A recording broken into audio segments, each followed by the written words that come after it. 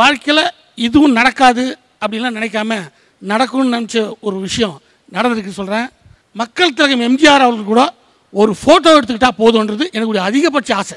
அது நடக்குமாலாம் நான் சினிமாவுக்கு வந்தேன், பாக்யராஜ் சார் கூட ஒர்க் பண்ணுறேன். அப்போது ஒரு படம் பார்க்கறதுக்கும் மக்கள் திலகம் வருவார். எனக்கு அவ்வளோ ஆச்சரியமாக இருக்கும். கிட்ட போகும்போது எங்கள் டைரக்டர் கூப்பிட்டு அந்த ரீல் சரியில்லை போய் எடுத்து வந்துருக்கோம்.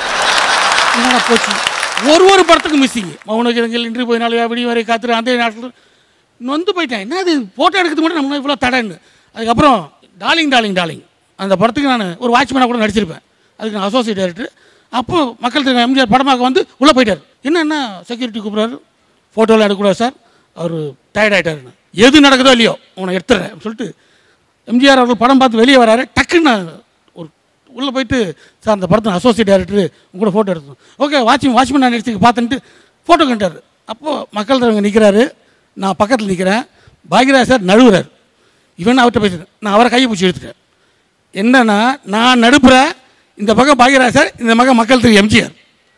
இந்த ஃபோட்டோவை பார்த்து அத்தனை பேருக்கு காது மூக்கெல்லாம் புகை வரும்.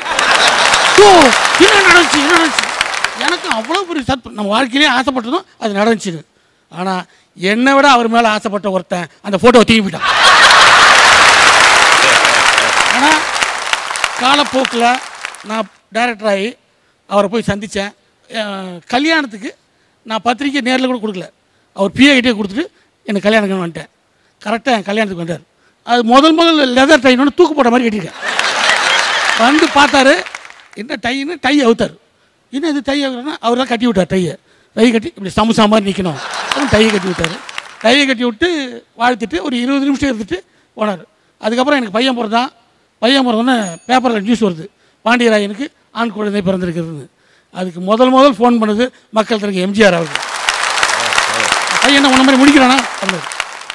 என்ன மாதிரி முடிக்கிறாங்க இல்லை உடனே. ஆமாம் உனக்கு கல்யாணம் எவ்வளோ நாள் ஆச்சுன்னு.